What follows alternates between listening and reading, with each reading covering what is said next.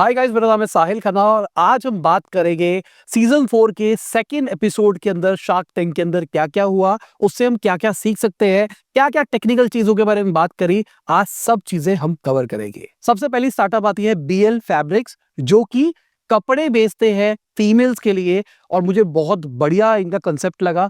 सूरत base ये काम कर रहे हैं। जिनको नहीं पता, सूरत ना पॉपुलर है रेडीमेड चीजें बनाने के लिए।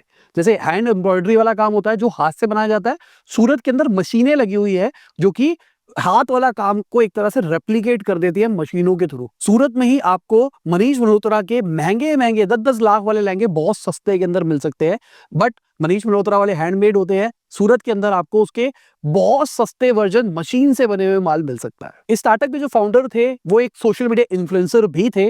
वो इंस्टाग्राम और यूट्यूब पे कंटेंट क्रिएट कर रहे हैं और वहां से बिजनेस जनरेट कर रहे हैं।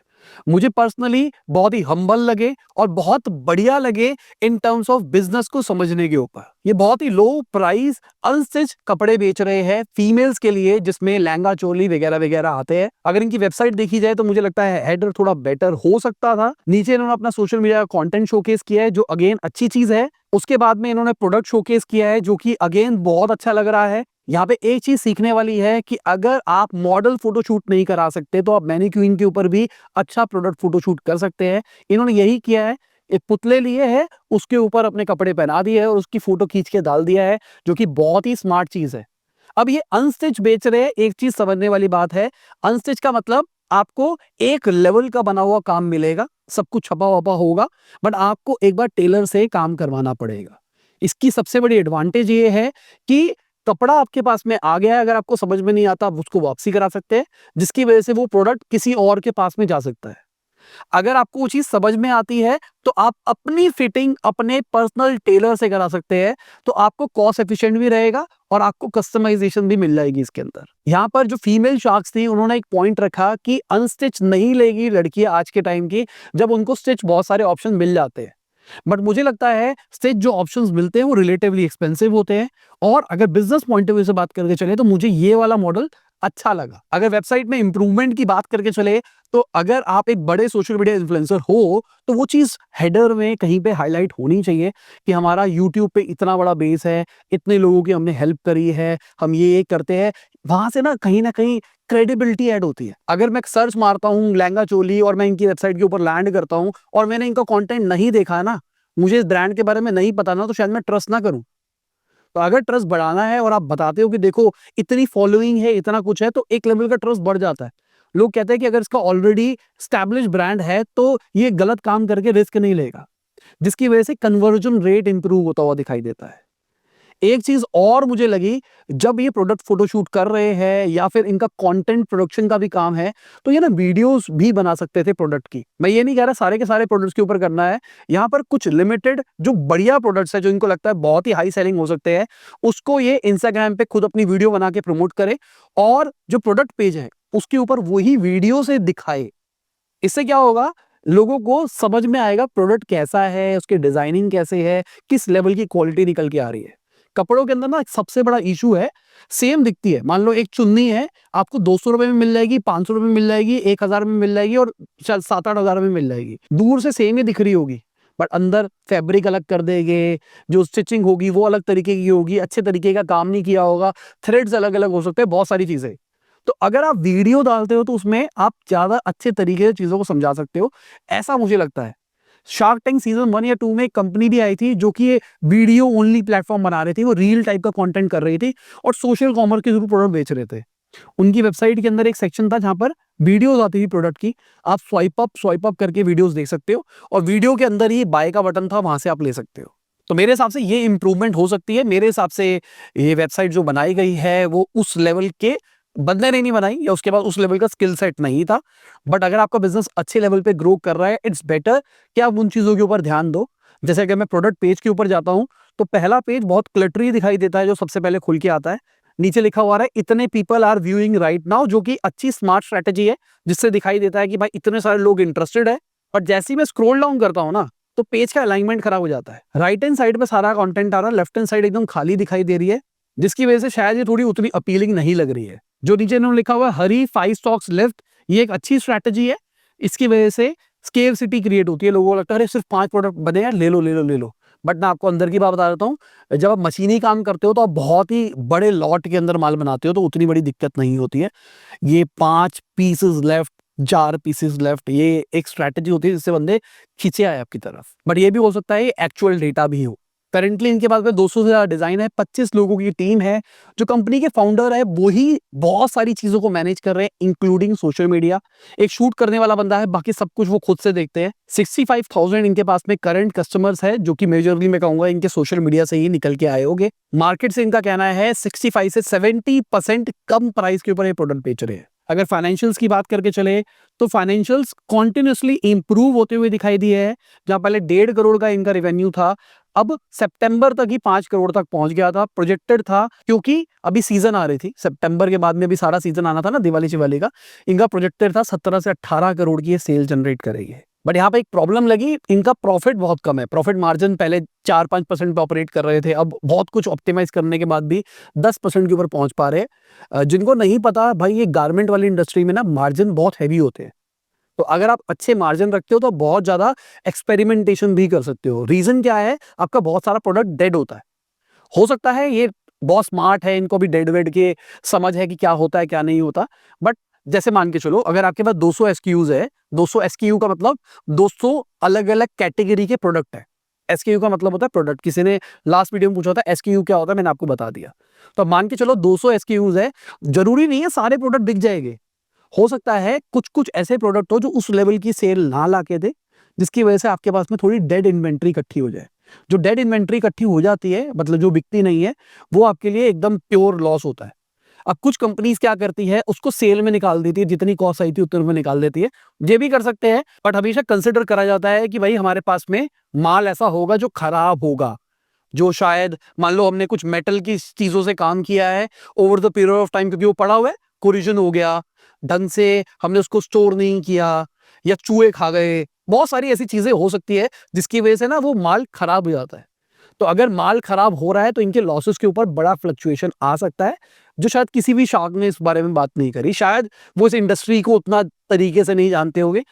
मेरे कुछ कुछ क्लाइंट्स का काम किया है इस कैटेगरी के अंदर, मेरे रिश्तेदारों में भी बहुत सारे लोगों का ये काम है, तो मुझे शायद थोड़ा अंडरस्टैंडिंग है इस बिजनेस की। बाकी unit economics point of view से बात करके चलूं तो भाई इनके जो कॉग्स है ना वो बहुत ज्यादा है। मतलब मैं ये कहूंगा कि इन्होंने ना अपनी प्राइसिंग बहुत लो कर रखी है। नो डाउट, क्योंकि ये सोशल मीडिया से अपना ट्रैफिक जनरेट कर रहे हैं, इसलिए चीज बहुत हेल्दी लग रही है। बट जैसे आपको स्केल करना होगा, आपको नेक्स्ट लेवल मार्केटिंग करनी पड़ेगी, जिसकी वजह से आपके मार्केटिंग एक्सपेंसेस बढ़ेंगे। तो मार्केटिंग एक्सपेंसेस बढ़ेंगे तो आपकी कंपनी लॉस में जा सकती है। ऑल्दो ये लॉस नहीं कर रहे हैं, बट जा सकते हैं लॉस के अंदर। तो इट्स बेटर कि मार्जिन थोड़ा हेल्दी रखा जाए। बट अच्छी चीज ये है, शार्क टैंक पे आगे आपने क्लियर बताया कि आपके उतने बड़े मार्जिन नहीं है, तो लोग बहुत अच्छे रेट के अंदर इनसे प्रोडक्ट ले सकते हैं ऑनलाइन, क्योंकि इनका मैन्युफैक्चरिंग सेटअप खुद का है। अब नमिता जी ने एक बहुत इंपॉर्टेंट प्रॉब्लम को डिस्कस किया, की मैन रिस्क। बहुत सारे इन्वेस्टर्स ना इस चीज से डरते हैं कि मैं इस कंपनी में इन्वेस्ट करूं, क्योंकि इसमें की मैन रिस्क है। अभी की मैन रिस्क क्या होता है, एक ही बंदा पूरी कंपनी चला रहा होता है, उसी बंदे की वजह से सब कुछ हो रहा होता है। जैसे मैं लपास वॉइस की बात करके चलूं तो लपास वॉइस में मैंने कई बार ट्राई किया है कि मैं रिप्लेस हो जाऊं, मेरी जगह कोई और आ जाए, बट कभी भी ऑडियंस से वो अच्छा सपोर्ट ही नहीं आया, लोगों को मजा ही नहीं आया। लपास वॉइस नाम इसलिए रखा गया था ताकि मैं कल को रिप्लेस हो सकूं, बट मैं ही बन के रह गया ना। तो अगर मैं बीमार हूं, मैं कहीं ट्रैवल कर रहा हूं, मैं कुछ भी कर रहा हूं, मुझे वीडियो डालनी पड़ेगी। और 2 दिन वीडियो ना डालूं तो लोग सुनाने लग जाते हैं, भाई तेरे से ही नहीं होगा, तेरे बस की नहीं है। ये है सबसे बड़ा की मैन रिस्क। तो अगर कोई इन्वेस्टर मेरे अंदर इन्वेस्ट कर रहा है, कंपनी के अंदर, लपास वॉइस के अंदर, तो भाई मैं ही सब कुछ कर रहा हूं, कल को मैं बीमार हो गया, कुछ भी हो गया, तो उसकी इन्वेस्टमेंट खराब हो सकती है। इसको कहते हैं की मैन रिस्क। तो ज्यादातर शार्क्स को ये बिजनेस समझ में नहीं आया, उनको कईयों को टू अर्ली लगा, और कुणाल बहल और रितेश अग्रवाल ने इनके अंदर इन्वेस्ट किया, और यहाँ पे कंडीशनल ऑफर भी दिया गया है। बेसिकली 20 करोड़ की वैल्यूएशन के अंदर इनके अंदर इन्वेस्टमेंट करी गई है, और यहाँ पे कंडीशनल लगाया गया है कि अगर आपने 15 करोड़ का भी रेवेन्यू रिपोर्ट कर दिया, जैसा आप कह रहे प्रोजेक्टेड इतना है, तो हम आपकी वैल्यूएशन 25 करोड़ की कर देंगे। मतलब अभी करेंटली हम 5% ले रहे हैं, उस टाइम पे हम 4% लेंगे। तो मेरे हिसाब से 15 करोड़ के रेवेन्यू के लिए 25 करोड़ की वैल्यूएशन, मैं मान के चल रहा हूँ 15 करोड़ का रेवेन्यू जनरेट कर लेंगे, थोड़ी सी कम है। मतलब बेटर हो सकता है और प्रॉफिटेबिलिटी भी है, 10% मार्जिन भी है, बेटर बन सकता है मेरे हिसाब से बिजनेस। पर यहाँ पे एक बहुत बड़ा रिस्क है, ये समझने की कोशिश करो। जरूरी नहीं है ये कंपनी बहुत बड़ी बने, ये भी तो हो सकता है ना 200 300 400 करोड़ तक पहुंचे और बस यहीं पे आगे रुक जाए, एक लेवल पे प्लेटो हिट कर दे, कंपटीशन इतना ज्यादा खतरनाक हो जाए इस इंडस्ट्री के अंदर, क्योंकि फैक्ट्रियां तो बहुत सारे लोगों के पास होगी, बहुत सारे लोग इसी मॉडल को रेप्लिकेट करके बेच सकते हैं। पैसा जिनके पास फैक्ट्री है उनके पास होगा रन करने के लिए। हाँ, इनके पास में सोशल मीडिया के पावर है, दूसरों के पास नहीं है, तो वो पैसा डाल के सोशल मीडिया के पावर भी जनरेट करने लग जाएंगे। तो लॉन्ग टर्म में एक रिस्क और आ सकता है इसके साथ में कि कंपटीशन के चक्कर में आपका मार्केट शेयर जो आप सोच रहे हो उतना बड़ा ना हो। तो अगर मार्केट शेयर नहीं होगा और आप कंपनी के 2-4% ले रहे हो, तो उस 2-4 की वैल्यू ना बहुत ज्यादा नहीं बनेगी। मान के चलो आपने 1 करोड़ इन्वेस्ट किया है 25 करोड़ की वैल्यूएशन के ऊपर, कंपनी की वैल्यूएशन 10x हो गई आने वाले टाइम में, 10x, तो 1 करोड़ 10 करोड़ तक पहुंचेगा। तो अगर मैं एक इन्वेस्टर पॉइंट ऑफ व्यू से बात करके चलूं, तो आइडिया यही होता है कि हम जिस स्टार्टअप में इन्वेस्ट करें वहां पर हमको 100x 50x टाइप्स रिटर्न लग रहा हो कि भाई लॉन्ग टर्म में मिल सकता है।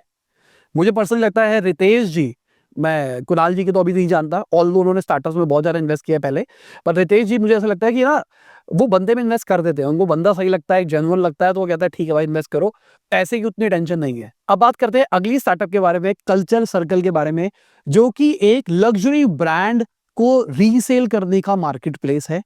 अब यहाँ पे इनकी एक बहुत बड़ी प्रॉब्लम दिखाई दी सबसे पहले। अगर मैं गूगल पे जाके इनके ब्रांड को सर्च मारता हूँ तो सबसे ऊपर ये ऐड चला रहे हैं, जो कि बहुत बढ़िया चीज है, आपको ऐड चलानी चाहिए, क्योंकि शार्क टाइम पे आप एयर हुए हो, बहुत ज्यादा ट्रैफिक आ रहा होगा आपकी वेबसाइट के ऊपर, आप नहीं चाहते कि आपका कॉम्पिटिटर ऐड चला के वो ट्रैफिक ले जाए। जैसे एग्जाम्पल के लिए मैं इनका कॉम्पिटिटर हूँ और मेरे को पता है ये ब्रांड पे अभी ट्रैक्शन आने वाला है, तो मैंने क्या किया, कल्चर सर्कल नाम के कीवर्ड के ऊपर गूगल ऐड चला दी। तो कोई भी अगर कल्चर सर्कल मारेगा तो मेरी ऐड ट्रिगर हो जाएगी। अब लोग इस पे क्लिक करके जाएंगे मेरी वेबसाइट के ऊपर, मेरी वेबसाइट के ऊपर ट्रैफिक जनरेट होना शुरू हो जाएगा। और यहाँ पे ट्रिक पता क्या है, इनकी जो कैटेगरी है ना वो बहुत नीच है। तो अगर आपने मान लो 1,000 का ट्रैफिक भी जनरेट किया और उसके लिए आपने 1 लाख रुपए भी खर्च कर दिया, 2 लाख रुपए भी खर्च कर दिया, तो आपको बहुत ही प्रीमियम क्लाइंटल मिल गया। तो आप अगर एड रन कर रहे हो, दिस इज वेरी स्मार्ट, बहुत अच्छी चीज है। बट बहुत बड़ी प्रॉब्लम यह है कि जब मैं ऐड पे क्लिक करता हूं तो कुछ आता ही नहीं है, बाउंस रेट बहुत हाई होगा। लोग ऐड पे, ज्यादातर लोग ऐड पे क्लिक करने वाले हैं, मान के चलो ऐड पे क्लिक करके जब वेबसाइट पे जा रहे हैं कुछ नहीं दिखाई दे रहा है ना, तो बहुत सारे लोगों को नहीं पता कि होम पे कैसे जाते हैं, वापसी कैसे जाते हैं। ऑल्दो मेरा मानना है कि जो इनकी ऑडियंस होगी वो थोड़ी स्मार्ट होगी, बट अगर इनके फाउंडर या बाकी लोग देख रहे हैं, टीम मेंबर्स, तो प्लीज भाई मार्केटिंग वाले को बताओ कि उसने लैंडिंग पेज का यूआरएल गलत डाल दिया है, यूआरएल सही करे। उसने एक स्पेसिफिक प्रोडक्ट जॉर्डन को फिल्टर मार के उसका लिंक डाल रखा है, जो कि सही नहीं है, गलत स्ट्रैटेजी है अगर देखा जाए तो। एक जगह पे आपने स्मार्ट चीज करी है, दूसरी जगह पे आपने गलत किया है। तो भाई अभी ये बग सॉल्व हो चुका है, मुझे लगता है इसके 2-4 पॉसिबल रीजन हो सकते हैं। एडिट हो रहा था, टीम ने चेक किया, टीम ने कहा सर ये वाली चीज अब तो काम नहीं कर रही। ऑल्दो मेरे पास में वो रिकॉर्डिंग थी बग की कि वो बग क्या था। तो मेरे हिसाब से 2 पॉसिबल रीजन हो सकते हैं। एक, एक्चुअली डिजिटल मार्केटर की गलती थी, उसने लिंक गलत डाल रखा था। दूसरा, डायनामिक लिंक्स को ऑन कर दिया गया था। थोड़ा टेक्निकल बता रहा हूँ, डिजिटल मार्केटर समझ पाएंगे इसको। जिसमें क्या होता है, गूगल डायनामिकली लिंक्स को चेंज करके देखता है कि कौन सा बेस्ट परफॉर्मिंग लिंक होगा, और आपकी वेबसाइट के अंदर एक लिंक था जो कि आपके साइट मैक का पार्ट था और वो हिट हो रहा था और वहां पर प्रोडक्ट नहीं पड़ा था। ये भी पॉसिबल हो सकता है। बाकी मुझे यही एडवाइस देनी होगी, एनालिटिक्स खोल के रखो अगर ये वाला इशू है तो। वीडियो बहुत जल्दी लाइव हो रही है, अभी रात को ही पिच हुई है। इट्स बेटर इस बग को ढूंढ लो, एनालिटिक्स के अंदर ढूंढा जा सकता है इस बग को। और थोड़ा लिंक्स को रिस्ट्रिक्ट कर दो, फोर्स लिंक कर दो, मतलब एक ही लिंक डालो, डायनामिक को ऑफ कर देना। ये एडवाइस है, और अगर गलती सी और वो सॉल्व हो गई है तो वेरी गुड, बहुत जल्दी रिजॉल्व किया गया है। अब अगर मैं होम पेज पे ही जाता हूं तो भाई this is very good, premium feel आ रही है, प्रीमियम काम ये कर रहे हैं। बहुत सारे पब्लिकेशंस के अंदर ये फीचर हो चुके हैं, बहुत सारा पेड भी होता है, ठीक है, इसको पीआर का काम कहते हैं हम। तो अगर आप चाहो तो आप भी अपनी वेबसाइट के अंदर कर सकते हो फीचर्ड इन, हम भी फीचर्ड इन बहुत कुछ के अंदर है, समझ जाओ। नीचे अगर जाता हूं तो इनके प्रोडक्ट दिखाई दे रहे हैं, कौन से प्रोडक्ट ये बेच रहे हैं। और अगर मैं किसी भी प्रोडक्ट के ऊपर जाता हूं तो मुझे दिखाई देता है कि कौन से सेलर्स इस प्रोडक्ट को बेच रहे हैं मार्केट के अंदर। Website experience is very good, very smooth, website बहुत स्मार्टली बनाई गई है, मार्केट प्लेस बहुत स्मार्टली बनाया गया है। डिमांड कितनी है मुझे नहीं पता, क्योंकि मैं ऐसा वाला बंदा नहीं हूं, ऑल्दो मेरे पास बढ़िया बढ़िया ब्रांड्स के स्नीकर है, बट मेरे पास अपने वेंडर्स हैं, मैं वहीं से ले लेता हूँ। मैंने कभी ऐसे ट्राई नहीं किया। देखो सिंपल सी बात बताने की कोशिश करता हूँ, कहानी क्या होती है। स्नीकर्स या बड़े बड़े ब्रांड्स आइदर आपको ब्रांड आउटलेट में मिलते हैं, और कुछ कुछ ऐसी चीजें होती है जो आपको प्री ओन्ड मार्केट में मिलती है। मतलब मैंने वो ले रखा है और मैंने उसको सजा के रखा हुआ है। जब सेल आई थी, जब लॉन्च हुआ था, वो 25,000 रुपए का था, मैंने उसको लेके रख लिया और मैं उसको यूज ही नहीं कर रहा।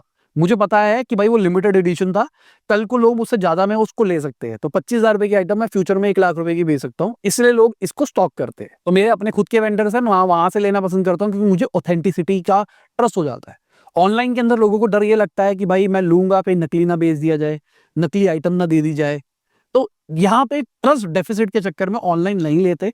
ऑल्दो इनका कहना है कि हमने ट्रस्ट के ऊपर बहुत सारा काम कर रखा है, बहुत ज़्यादा सर्टिफिकेशन होती है, जो भी प्रोडक्ट आता है वो एक तरीके से आता है, जो कि मेरे हिसाब से प्रॉब्लम को क्रैक कर पा रहे हैं उसके अंदर। इन्होंने कुछ फैक्ट्स बताया कि भाई 83% चांसेस है कि अगर आप स्नीकर लेते हो तो आप ज्यादा पैसे दे रहे हो। 36% चांसेस है कि अगर आपने कोई लग्जरी वॉच ली है या हैंडबैग लिया है किसी रीसेलर से, वो फेक हो सकता है। ये बात सुन के मैं डर गया भाई, मैंने कहा भाई ये तो खतरनाक वाला सीन हो सकता है। अब अगर इनके बिजनेस मॉडल की बात करके चले तो business model is simple smooth, जहां पर क्या हो रहा है कि आपके पास में बहुत सारे रीसेलर का नेटवर्क है। जैसे जिस वेंडर से मैं ले रहा हूं, ऐसे बहुत सारे लोग इनकी वेबसाइट के ऊपर लिस्टेड है, उनको अलग से एक ऐप मिल रखी है, वहां पर बहुत सारे प्रोडक्ट्स ऑलरेडी एग्जिस्टेड है। ये क्या कर रहे हैं, दुनिया के अंदर जितनी बड़ी बड़ी पॉपुलर साइट है उनके जितने प्रोडक्ट्स है उसको स्क्रैप कर रहे हैं, मतलब उसको कॉपी पेस्ट कर रहे हैं, उसको अपनी लाइब्रेरी में डाल रहे हैं। अब लोगों को कह रहे हैं कि भाई ये वाला प्रोडक्ट किसी के पास है, जिसके पास होगा वो अपना प्रोडक्ट मैप कर देगा कि भाई हाँ मेरे पास ये वाला प्रोडक्ट पड़ा है और मैं इतने रुपए का दूंगा।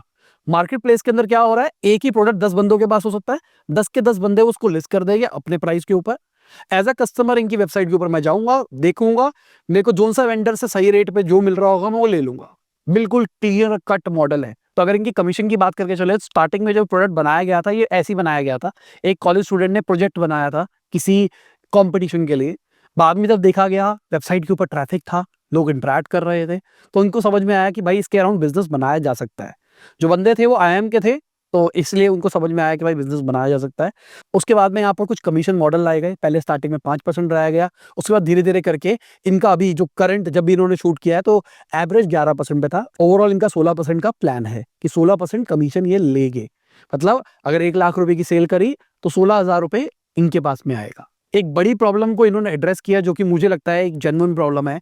कई बार ना कुछ लोग होते हैं, ऑल्दो मैं नहीं हूं, मेरे कुछ कजन्स हैं जो कि ऐसा प्लान करते हैं कि कहते हैं भाई मुझे यही वाला जूता चाहिए, यही चाहिए। तो हम क्या करते हैं, अपने वेंडर को बोलते हैं कि भाई ये वाला मॉडल चाहिए। अब उसके पास हो ना हो, उसके पास जितने वेंडर्स होते हैं वो सबको फ्लोट करता है कि भाई ये वाली आइटम चाहिए। उनमें से किसी के पास भी अगर होती है तो वहां से वो लेके आगे सप्लाई करता है। कई बार क्या होता है, उसने हमको रेट कोट कर दिया मान लो 10,000 रुपए। अब जब वो पीछे से पता करता है उसका रेट बढ़ जाता है, उसका रेट हो जाता है 15,000 रुपए, तो वो हमको दे ही नहीं पाता। वो कहता है भाई अवेलेबल ही नहीं है। और ऐसा होता है रियलिटी में। इन्होंने पिच के अंदर भी ऐसा बोला और रियलिटी में भी ऐसा कई बार मैंने देखा है। तो अगर देखा जाए, कंपनी भाई बहुत ही अर्ली थी, अभी जस्ट शुरू हुई थी। 22 करोड़ से ऊपर का ये बिजनेस जनरेट कर चुके थे, जो कि बहुत ही ज्यादा बढ़िया था। ऑल्सो देखा जाए यहाँ पे टिकट साइज थोड़ा ज्यादा होता है, इसलिए ये अमाउंट ज्यादा दिखाई दे रहा है। 2.5 करोड़ के आसपास की इनकी कमीशन बनी और ये कंपनी प्रॉफिटेबल है अभी से ही, और टू अर्ली है। आईएम थे, जैसे अपना ग्रेजुएशन कंप्लीट किया उसके कुछ ही टाइम के बाद में इन्होंने फंडिंग भी ले ली। मतलब अभी इसी करंट बैच के पास आउट है। लास्ट ईयर मई के अंदर इन्फो एज ने 16.2 करोड़ रुपीस डाले हैं, तकरीबन 80 करोड़ की वैल्यूएशन के अंदर। कंपनी प्रॉफिटेबल है, उनके बैंक में बैलेंस भी बढ़ा है, और वो शार्क टैंक पे आया है पैसा रेस करने के लिए।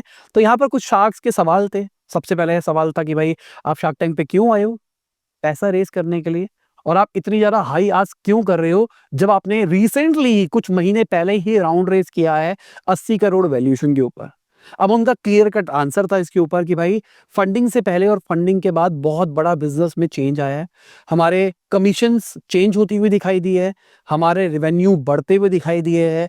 अगर हमारा रेवेन्यू 4 गुना बढ़ा है तो हम अपनी वैल्यूएशन को भी उसके हिसाब से बढ़ा सकते हैं। तो सिंपल सा लॉजिक ये था। तो यहाँ पे विनीता ने एक और कंसेप्ट के बारे में बात करी। उन्होंने बोला कि मैं जब इन्वेस्ट करती हूँ ना, तो मैं वैल्यू मल्टीपल पे नहीं देखती। मैंने आपको लास्ट वीडियो में समझाया था रेवेन्यू मल्टीपल के बारे में, कि आपकी कंपनी का कितना रेवेन्यू हो रहा है उसका कुछ एक्स आपको वैल्यूएशन मिलेगी। तो जब इन्होंने बोला कि हमारा रेवेन्यू इतना बढ़ गया है तो हमारा वैल्यूएशन भी हिसाब से बढ़ता है, तो विनीता ने इस पे काउंटर मारा। उन्होंने बोला कि भाई हमको लेना ही आपका 1-2% कंपनी का, अभी आप स्टार्ट कर रहे हो और जिस तेजी से आप बढ़ोगे तो कोई भरोसा नहीं है फ्यूचर के अंदर हमारे पास वो 1%, 0.1, 0.2% रह जाए। तो आईपीओ जब आप निकालोगे तो उसकी वैल्यू ही कोई बहुत बड़ी नहीं रहेगी। साथ में साक्ष ने एक और बात बोली कि इन्फो एज ने जो कंपनी में इन्वेस्ट किया ना, वो फाउंडर में इन्वेस्ट किया, इसलिए उन्होंने इतना पैसा दिया। पैसा इसलिए नहीं दिया गया क्योंकि उनको लगा कि भाई बिजनेस बहुत अच्छा रिवेन्यू कर रहा है और रिवेन्यू मल्टीपल के ऊपर पैसा दिया गया। तो शार्क्स इंटरेस्टेड थे इनके अंदर इन्वेस्ट करने के लिए। बहुत सारी डिस्कशन हुई, अमन इंटरेस्टेड थे, लास्ट तक इंटरेस्टेड रहे, उसके बाद में कुछ वैल्यूएशन के इशू के चक्कर में वो डील फाइनल नहीं हो पाई। तो फाइनल रितेश जी ने, कुणाल जी ने 100 करोड़ वैल्यूएशन के ऊपर 1% और 2% ईच इन्वेस्ट किया। थर्ड जो स्टार्टअप आई वो थी नेक्स्ट्रा हेल्थ। बहुत बढ़िया फाउंडर थे मेरे हिसाब से। उन्होंने जो उनका पास एक्सपीरियंस था वो बहुत जबरदस्त था। उन्होंने 12.5 साल की उम्र में सबसे पहला बिजनेस शुरू किया, उसके बाद में उसको बंद किया, दूसरा बिजनेस शुरू किया अपने 3 दोस्तों के साथ में 1 लाख रुपए इन्वेस्टमेंट करके। कुछ टाइम के बाद में उसको 35 लाख रुपए में बेच दिया। 1.5 लाख का मंथली रेवेन्यू कर रहे थे उस टाइम पे और ये बहुत छोटे थे। फिर एक और कंपनी बनाई B2B फर्नीचर एक्सपोर्ट की, जिसको $2.7 मिलियन के रेवेन्यू के ऊपर ले गए, 50 से 60% का मार्जिन था। बहुत जबरदस्त बिजनेस है। चलाने के बाद में इनके खुद के एक क्लाइंट थे, उन्होंने इनका बिजनेस खरीद लिया। आई कैन अंडरस्टैंड, मेरा भी बिजनेस मेरे सबसे बड़े क्लाइंट ने खरीदा। बट मेन बात यह है 16 साल की उम्र में इन्होंने कंपनी एग्जिट कर दी थी। $1.5 मिलियन का वो एग्जिट था। उसके बाद में उन्होंने इस कंपनी को शुरू किया जो कि B2B के लिए end to end health care solution दे रही है। धीरे धीरे करके कंपनी अभी इंप्रूव होती हुई दिखाई दे रही है। फाइनेंशियल टर्म्स में बेसिकली आपको एक कॉर्पोरेट को एंड टू एंड सर्विस दे रहे हैं। एचडीएफसी इनका ऐसा कहना है, सबसे बड़े इनके क्लाइंट है। रिसेंटली ही इन्होंने जून के अंदर पॉडकास्ट भी शुरू किया, जहां पर गेस्ट को पॉडकास्ट के लिए लाते थे, बेसिकली फाउंडर्स को लाते होगे, पॉडकास्ट करने के बाद में उनको पिच मारते होगे और पिच मारने के बाद में अपनी सर्विस दे देते होगे। B2B के लिए मेरे सबसे स्मार्ट तरीका मार्केटिंग का कोई नहीं हो सकता। ऑल्दो मुझे लगता है पिच के अंदर बहुत ज्यादा कंफ्यूज थे, डायरेक्शन ही गलत हो गई। पिच देते देते शार्क्स ने कुछ क्रॉस क्वेश्चन पूछे, इन्होंने उनको काट के बोला, कहता 1 मिनट रुक जाओ, पहले कंप्लीट करने दो। तो उन्होंने अपनी प्रेजेंटेशन पहले कंप्लीट करी, फिर उनके क्वेश्चंस के आंसर देने लगे, जो कि रूड थोड़ा सा लग रहा था। मुझे ऐसा लगता है कि ये रट के आए हुए थे। बहुत सारे ऐसे लोग होते हैं, मैं भी पर्सनली अगर शायद पिच देने के लिए जाऊंगा, मैं वर्ड टू वर्ड तो शायद नहीं बोल पाऊंगा। इन बिटवीन अगर किसी ने फ्लो तोड़ दिया तो हो सकता है मैं भूल भी जाऊं। तो हो सकता है, मतलब मैं एक बेनिफिट ऑफ डाउट दे रहा हूं इनको कि ये रट के आए हुए थे और इनको लगा कि अगर मेरे को कोई बीच में टोक देगा, कहीं ये ना हो मेरा फ्लो टूट जाए। इस चक्कर में उन्होंने शायद रोकने की कोशिश करी, जो कि रूड साउंड हुआ। उसके बाद उन्होंने अपना बिजनेस एक्सप्लेन किया। अगर मैं इनकी वेबसाइट के ऊपर भी करंटली जाता हूं तो वेबसाइट इज वेरी गुड, बहुत अच्छी, बहुत स्मूथ B2B वेबसाइट लग रही है। डिजाइन बाय प्रोफेशनल फील आ रही है। ऐप का एक्सपीरियंस भी दिखाई दे रहा है कि क्या हो रहा है क्या नहीं हो रहा है। और इनका आइडिया ये है कि हम आपकी कंपनी के एम्प्लॉयज की हेल्थ इंप्रूव करेंगे, जिसकी वजह से उनकी प्रोडक्टिविटी बढ़ेगी। तो इनका पूरा पूरा जो एजेंडा है वो ये है। अब जब पहले ही रॉन्ग फुट पे लैंड हो गए थे, पहले इन्होंने जब अपने बारे में बताया, पास एक्सपीरियंस बताया, बहुत बढ़िया लग रहा था। फिर जैसे ही इन्होंने इंटरप्ट किया, जिसकी वजह से इनका, मैं कहूंगा, थोड़ा रूड बिहेवियर साउंड हुआ, जिसकी वजह से शार्क्स थोड़े नेगेटिव हो गए। जब नेगेटिव हो जाता है बंदा तो आपकी मिस्टेक्स ढूंढने लग जाता है। तो वेबसाइट जैसे ही इनकी खोली, तो उस टाइम पे रिसेंटली शायद डिजाइन करी गई थी शार्क टैंक के लिए, तो उसके अंदर कुछ कुछ बग्स देखने को मिले, जहां पर गलत गलत तरीके से इन्होंने लिखा हुआ था। जैसे अगर मैं अभी भी करंटली इनकी वेबसाइट में जाता हूँ तो लिखा हुआ है trusted by our partners across the world, और अलग अलग चीजें लिखी हुई है। इसमें माइक्रोसॉफ्ट भी लिखा हुआ है, HDFC बैंक भी लिखा हुआ है, AWS वगैरह भी लिखा हुआ है। तो इसको देख के ना ऐसी फील आती है कि ये जो इनके पार्टनर्स है, मतलब ये इनके शायद क्लाइंट्स हो गए, ये AWS जैसों के लिए भी काम कर रहे हैं। बट एक्चुअली ये नहीं है। ये ड्यूरिंग द पिच भी एक्सप्लेन हुआ। तो मैं समझाने की कोशिश करता हूँ ये होता क्या है। मार्केटिंग टेक्निक में अगर आप टू अर्ली होते हो, नए होते हो ना, तो आपको कुछ ऐसी चीजें वेबसाइट में डालनी पड़ती है जिसकी वजह से ट्रस्ट ऐड होता है। मैं आपको कुछ मार्केटिंग पॉइंट ऑफ व्यू से बता रहा हूँ। अब वो अच्छा है या नहीं है, क्योंकि ये हेल्थ केयर का बिजनेस है, ट्रस्ट का बिजनेस है। यहाँ पे स्टार्टिंग में ही आप इंटरनेट पे आके अपना ट्रस्ट खो गए, जो कि आपके लिए अच्छा हेल्दी नहीं था। बट जब आप वेबसाइट बनाते हो ना, तो आपको कुछ कुछ चीजें करनी पड़ती है। जैसे मैं अगर अपनी वेबसाइट की बताऊं, तो हमारी वेबसाइट पे हमने फीचर्ड इन लिखा हुआ है। तो फीचर्ड इन में बहुत सारे फीचर्ड इन हमने पैसे दे के लिए। मैं क्लियर कर बता रहा हूँ। बहुत बड़े बड़े जो हमारे क्रिएटर्स है ना, जिनको अवार्ड्स मिलते हैं, समझ जाओ 30 अंडर 30 वाले भी पैसे उसे मिल जाते हैं। मैं ये नहीं कह रहा हूँ ना पैसे उसने लिए है, बट मार्केट में रेडिली अवेलेबल है ये सारी चीजें। बस आपके पास पैसा होना चाहिए, आपको बहुत सारी जगहों पे चीजें मिल जाती है। तो लोग पैसा क्यों खर्च कर रहे हैं? जस्ट टू ऐड ट्रस्ट ना, कि लोगों को लगता है अरे भाई ये थोड़ा बड़ा है। तो अगर आपको दिखाई देता है कि एडब्ल्यूएस पार्टनर है, एडब्ल्यूएस पार्टनर क्या होगा? होस्टिंग ले रखी होगी। माइक्रोसॉफ्ट पार्टनर क्या होगा? माइक्रोसॉफ्ट भी फ्री क्रेडिट देता है होस्टिंग के, एज़्योर से इन्होंने क्रेडिट ले रखा होगा। तो सिंपल सी बात, partner is a very broad term. Logically partner ही तो हो गया अगर मेरे को होस्टिंग प्रोवाइड कर रहा है तो। बट इसकी वजह से ट्रस्ट ऐड होता है। तो मैं थोड़ा सा ना पॉजिटिव बंदा हूँ, मैं हर बंदे को बेनिफिट ऑफ डाउट देता हूँ। तो मेरे हिसाब से ये जो ऐड किया गया है, ट्रस्ट ऐड करने के लिए किया गया है, फ्रॉड करने के लिए नहीं किया गया है। वेबसाइट में अगर आप हेडर में ही जाते हो, सबसे पहले आ रहा है शेड्यूल अ कॉल। आपसे एक फॉर्म भरवाया जा रहा है। फॉर्म का एक्सपीरियंस देखा जाए तो बहुत ही स्मूथ है, बेसिक सा फॉर्म बनाया गया है। ऑल्दो मुझे ऐसा लगता है कि अगर आप शार्क टैंक पे आ रहे थे और आप कुछ एक्सपेक्ट कर रहे हो ढंग का काम करना, तो आपको थोड़ा अपना फॉर्म को इम्प्रूव करना पड़ेगा। मतलब मैंने कुछ सैस कंपनीज के लिए भी काम किया है, तो मुझे ऐसा लगता है कि अगर फॉर्म थोड़ा प्री क्वालिफाइड होता, कि आप फॉर्म में ही पहले कुछ अच्छा चीज कर देते, जिससे आपके पास जो ऑडियंस आ रही होती है वो क्रीम आ रही होती, तो बेटर रहता। क्योंकि क्या होता है, अभी ये शार्क टैंक पे पेज देखने के बाद में शायद नंबर ऑफ लीड्स बहुत ज्यादा ही होगी, और एक लीड से बात करना, वीडियो कॉल करना, उसको प्रोडक्ट समझाना, ये आपके लिए कॉस्ट है। तो ये ना बहुत ज़्यादा बैकफायर कर सकता है। मान के चलो अभी करंटली इनके पास में एक छोटी टीम है, 25 बंदों की टीम है, उसमें से 5 बंदे सेल्स वाले हैं जो ये सारी चीज़ें हैंडल करेंगे। अब रात को वीडियो आने के बाद में मान के चलो 500 लीड्स आ गई इनके पास में। 500 लीड्स को 5 बंदे नर्चर कितनी जल्दी कर पाएँगे? एक कॉल आधे घंटे की तो होती है। तो फिर क्या होगा? ड्रॉप रेट आने लग जाएगा। लोग कहेंगे अरे भाई रिप्लाई तो करते नहीं है, क्या काम करेंगे आने वाले टाइम में? इनका सपोर्ट फ्यूचर में क्या देगा? जिसकी वजह से आपकी नेगेटिविटी बढ़नी शुरू हो जाएगी। तो मेरे हिसाब से थोड़ा-सा मतलब मेरा आइडिया यही है कि भाई मैं इस सीरीज़ से आप सब लोगों का दिमाग खोल पाऊँ, समझ में आए कि सोचते कैसे हैं कुछ भी चीज़ करने से पहले। तो कैसा लग रहा है आपको इस सीरीज़ के अंदर? मज़ा आ रहा है? दूसरा एपिसोड खत्म हो गया, मैंने सारी स्टार्टअप कवर कर दिए। वैसे इनको फंडिंग नहीं मिली थी, ये थोड़ा-सा एक्सपेक्टेड ही हो गया होगा कि सबके सब नेगेटिव जा रहे थे, रॉन्ग फुट स्टार्टिंग में ही आ गया था, तो इसलिए इनको फंडिंग नहीं मिली। ऐसा मैंने देखा है, हमने क्योंकि शार्क टैंक के फाउंडर्स का भी हमने इंटरव्यू किया था, तो हमने ये देखा था, जिन शार्क्स को फंडिंग मिलती थी, उनके पास में लीड, सेल सब कुछ ज़्यादा आती थी, जिनको फंडिंग नहीं मिलती थी, उनको रिलेटिवली नंबर कम आते थे, बट ट्रैक्शन ज़रूर आता था। तो तीनों स्टार्टअप को मेरी तरफ से all the best. Hopefully startup के फाउंडर्स ये वीडियोज़ देख रहे होंगे। बाय, गुड नाइट, शब बखैर, खुदा हाफिज़, गुड मॉर्निंग, गुड आफ्टरनून, जब भी आप वीडियो देख रहे हैं, जय हिंद, वंदे मातरम। दुआ में याद रखना और इस वीडियोज़ को फैलाते रहना ताकि हम लोगों तक पहुँच पाएँ। आइडिया ये नहीं है कि आप शार्क टैंक ना देखो, देखना है तो वेरी गुड है, बट आइडिया ये है कि आपको उसके अंदर बिज़नेस अंडरस्टैंडिंग कैसे आए, वो मैं समझा पाऊँ। बाय।